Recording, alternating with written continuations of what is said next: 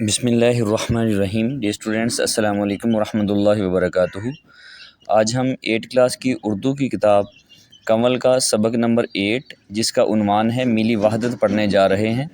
لیکن اس سے پہلے میں آپ کو بتاتا چلوں کہ اگر آپ اپنے بچوں کو آن لائن قرآن کریم کی تعلیم دلوانا چاہتے ہیں تو ہمارے دیے گئے واٹس اپ نمبر کے اوپر جو ہے وہ رابطہ کر سکتے ہیں۔ واٹس اپ کا نمبر ویڈیو کے ڈسکرپشن میں موجود ہے۔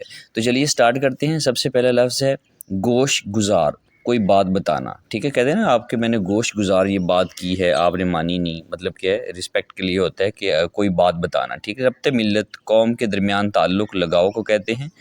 رسم و رواج، زندگی گزارنے کے طریقے سلیقے۔ نقل مکانی، ایک جگہ سے دوسری جگہ کے لیے جانا۔ مسافت، فاصلہ۔ بے یارو مددگار، بے سہارا، ٹھیک ہے۔ اس کے بعد اس چیپٹر کے MCQs نہیں ہیں اور اس کی سوال جواب ہیں۔ سب سے پہلا سوال ہے ملی وحدت کے کیا معنی ہوتے ہیں؟ ملی وحدت کے معنی قومی اتحاد اور اتفاق ہے۔ نمبر 2 ہے پاکستانی قوم کی بنیاد کس نقطے پر رکھی گئی؟ جواب ہے پاکستان کی بنیاد مذہب پر رکھی گئی۔ سوال نمبر 3 ہے ایک امت کا احساس ہونے کا احساس علامہ اقبال رحمۃ اللہ علیہ سے پہلے کس مسلمان رہنما نے اجاگر کرنے کی کوشش کی تھی؟ جواب ہے ایک امت ہونے کا احساس علامہ اقبال رحمۃ اللہ علیہ سے پہلے مسلمان رہنما جمال الدین افغانی اجاگر کر چکے تھے، ٹھیک ہے۔ سوال نمبر 4 ہے کہتے ہیں کہ دی گئی عبارت میں اسلام کے نام پر قائم ہونے والی اس واحد اسلامی ملک کی کن خصوصیات کا ذکر ہے؟ تو جواب ہے یہ واحد اسلامی مملکت ہے جو اسلام کے نام پر بنی، جو ایٹمی طاقت ہے، جو وسائل سے مالا مال ہے، جو بہترین صلاحیتیں رکھنے والے پرجوش اور مخلص مسلمانوں کے اوپر جو ہے وہ مشتمل ہے، ٹھیک ہے۔ اس کے بعد کہتے ہیں کہ درج ذیل سوالات کے تفصیلی جوابات تحریر کیجیے۔ کہتے ہیں کہ ترقی کے لیے کن باتوں کا خیال رکھنے کی ضرورت ہے؟ سبق کے علاوہ اپنی رائے کے مطابق کم از کم 4 نکات لکھیے۔ تو جواب دیکھیے ترقی کے لیے ملی وحدت بہت ضروری ہے، اس کے ساتھ ساتھ ہمیں درج ذیل باتوں کا بھی خیال رکھنا چاہیے۔ اتحاد اور آپس میں بھائی چارہ، تعلیم کا حصول، محنت اور ایمانداری، قانون کی پابندی۔ اگر ہم ان باتوں پر عمل کریں تو ہمارا ملک جو ہے وہ ترقی کر سکتا ہے۔ سوال نمبر 2 ہے کہتے ہیں کہ جملوں کا مفہوم اپنے الفاظ میں لکھیے کہ افراد اپنی قوموں کے لیے اہم ہوتے ہیں، اسی طرح افراد کے لیے بھی اقوام سے تعلق رکھنا بہت ضروری ہے۔ اگر ہم بحیثیت قوم عمل کرنا شروع کر دیں تو اس ترقی اور عزت کا تصور بھی نہیں کیا جا سکتا جو ہمیں حاصل ہوگی۔ تو جواب دیکھیے مفہوم پیش نظر جملے کا مفہوم یہ ہے کہ فرد یعنی کسی بھی قوم سے تعلق رکھنے والے افراد اپنی قوموں کے لیے اس لیے اہم ہوتے ہیں کیونکہ افراد سے ہی قوم کی پہچان ہوتی ہے۔ اسی طرح افراد کو بھی اپنی شناخت کے لیے قوم کی ضرورت ہوتی ہے تاکہ قوموں کے جھرمٹ میں ان کی پہچان ہو سکے، دنیا کے لوگ جان سکیں کہ یہ فرد کس قوم و ملک سے جو ہے وہ تعلق رکھتا ہے۔ دوسرا جملے کا مفہوم دیکھیے کہ پیش نظر جملے کا مفہوم یہ ہے کہ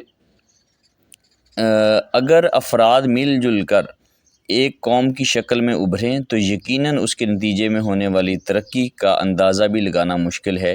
اس کی مثال ہم چین کی طرف دیکھ سکتے ہیں جو نشے میں ڈوبے افراد پر مشتمل ایک ملک تھا، اب وہ ایک قوم کی شکل میں دنیا کی ایک بڑی اور ترقی یافتہ طاقت کے روپ میں سب کے سامنے ہے۔ کہتے ہیں کہ نیچے دیے گئے شعر کا مفہوم کیا ہے؟ اپنے ساتھیوں سے تبادلہ خیال کیجئے، اس شعر کے بارے میں آپ کے کیا احساسات ہیں یہ بھی بتائیے۔ شعر ہے افراد کے ہاتھوں میں ہے اقوام کی تقدیر، ہر فرد ہے ملت کے مقدر کا ستارہ۔ اس شعر میں شاعر بتاتا ہے کہ کسی بھی قوم کی ترقی یا زوال اس کی افراد کے ہاتھ میں ہوتا ہے۔ اگر ہر فرد اچھا، محنتی اور ذمہ دار ہو تو پوری قوم ترقی کرتی ہے۔ ہر انسان قوم کے لیے ایک قیمتی ستارے کی طرح ہے۔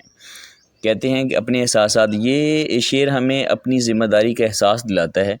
مجھے یہ بات پسند آئی ہے کہ ہم میں سے ہر ایک اہم ہے، اگر ہم اچھے کام کریں تو ملک بہتر بنا سکتے ہیں۔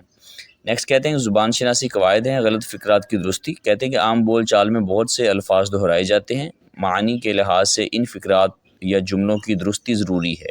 مثلا مجھے پانی کی پیاس لگ رہی ہے، یہاں یہ کتنا کافی ہے کہ مجھے پیاس لگ رہی ہے، یہ کہنا ہی کافی ہے کہ مجھے پیاس لگ رہی ہے۔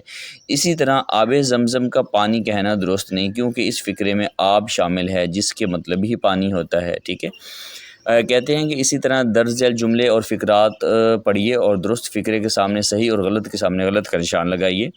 سب سے پہلا جملہ ہے یہ پھولوں کا گلدستہ ہے، جملہ غلط ہے، یہ گلدستہ ہے، گلدستہ ہمیشہ پھولوں کا ہی ہوتا ہے، ٹھیک ہے، تو یہ جملہ صحیح ہے۔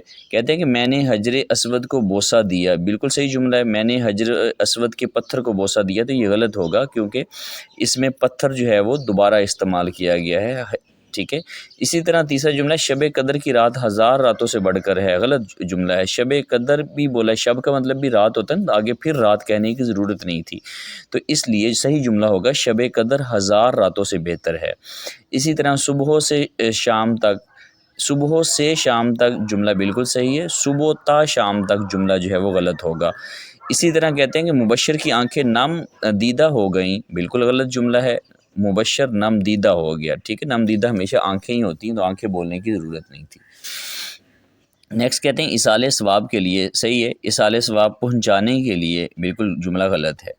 اسی طرح اس نے کان میں سرگوشی کی، غلط ہے، اس نے سرگوشی کی، کیونکہ سرگوشی ہمیشہ کان میں ہی ہوتی ہے۔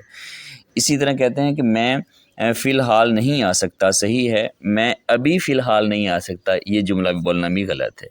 نیکسٹ کہتے ہیں کہ متضاد الفاظ ہیں، کہتے ہیں کہ درج ذیل الفاظ کی متضاد تحریر کیجیے۔ متضاد کہتے ہیں کسی بھی چیز کے الٹ کو، جس طرح اتحاد ہے تو اس کا اپنا متضاد ہوگا افتراق۔ مشترک مفرد، بیرون اندرون، تفصیل اختصار، تعلق لا تعلق، ترقی تنزلی، ضروری غیر ضروری، اختتام آغاز، آباد ویران۔ کہتے ہیں کہ سبق کا مرکزی خیال 2 یا 3 جملوں میں تحریر کیجیے۔ سبق کا مرکزی خیال دیکھیے کہ سبق کا مرکزی خیال ملت وحدت یعنی قومی یکجہتی ہے۔ مصنف سبق کے ذریعے یہ بتانا چاہ رہے ہیں کہ ہر قوم کے لیے اس کے لوگ قوم کی طاقت ہوتے ہیں، ہمیں اپنی باتوں کی کامیابی کے لیے ایک ہو کر کوشش کرنی چاہیے کہ ہم قوم کی ترقی کا سبب بنیں۔ اگلا ہے کہ کہتے ہیں کہ درج ذیل الفاظ اور تراکیب کو اپنے جملوں میں استعمال کیجیے۔ پہلا ہے ملی وحدت، ملی وحدت سے ملک مضبوط ہوتا ہے۔ اسی طرح اگلا ہے قوم، ہماری قوم کو ترقی کے لیے متحد ہونا چاہیے۔ مشترکہ، ہم سب نے مشترکہ کوشش سے کام مکمل کیا۔ ناطے، انسانی ناطے ہمیں ایک دوسرے کے قریب لاتے ہیں۔ مسافت، ہم نے طویل مسافت طے کر کے منزل حاصل کی۔ اختلافات کو ختم کر کے ہمیں آگے بڑھنا چاہیے۔ انفرادی، ہر فرد کی انفرادی پہچان بھی اہم ہوتی ہے۔ باعزت، محنت سے انسان ایک باعزت مقام حاصل کرتا ہے، ٹھیک ہے۔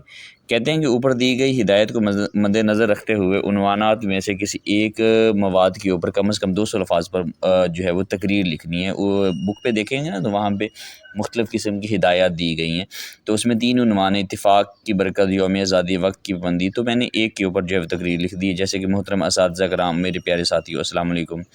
آج میں آپ کے سامنے ایک نہایت اہم موضوع پر اپنے خیالات پیش کرنے کے لیے حاضر ہوا ہوں یا ہوئی ہوں۔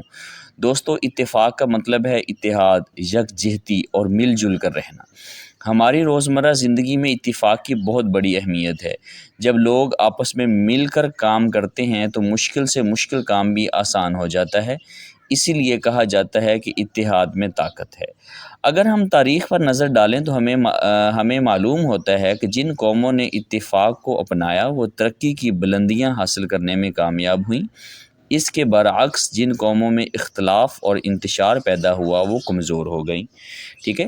کہتے ہیں کہ ایک مشہور کہاوت ہے کہ 1 اور 1 11 ہوتے ہیں۔ اس کا مطلب یہی ہے کہ جب ہم مل جل کر کام کریں گے تو ہماری طاقت کئی گنا بڑھ جائے گی۔ مثال کے طور پر اگر ایک لکڑی کو توڑنا آسان ہے، لیکن اگر کئی لکڑیاں اکٹھی باندھ دی جائیں تو انہیں توڑنا مشکل ہو جاتا ہے۔ اسی طرح دوستو، ہمیں چاہیے کہ ہم آپس میں محبت، بھائی چارہ اور برداشت کو فروغ دیں، چھوٹے چھوٹے اختلافات کو نظر انداز کریں اور ایک دوسرے کے ساتھ دیں۔ چاہے وہ گھر ہو، اسکول ہو یا ہمارا ملک، ہر جگہ کامیابی کا راز اتفاق میں پوشیدہ ہے۔ کہتے ہیں کہ آخر میں یہی کہوں گا یا یہی چاہوں گی کہ اگر ہم ایک مضبوط اور کامیاب معاشرہ بنانا چاہتے ہیں تو ہمیں اتفاق اور اتحاد کو اپنی زندگی کا حصہ بنانا ہوگا۔ اللہ تعالی ہمیں اتفاق اور بھائی چارے کے ساتھ زندگی گزارنے کی توفیق عطا فرمائے۔ شکریہ۔ ٹھیک ہے، یہ تھا آج کا لیسن۔ امید ہے کہ آپ لوگوں کو پسند آیا ہوگا۔ میں پھر سے بتاتا چلوں کہ اگر آپ اپنے بچوں کو آن لائن قرآن کریم کی تعلیم دلوانا چاہتے ہیں تو آپ لوگ جو ہے وہ ہم سے رابطہ کر سکتے ہیں۔ ہمارا نمبر جو ہے وہ ویڈیو کے ڈسکرپشن میں موجود ہے۔ اللہ حافظ۔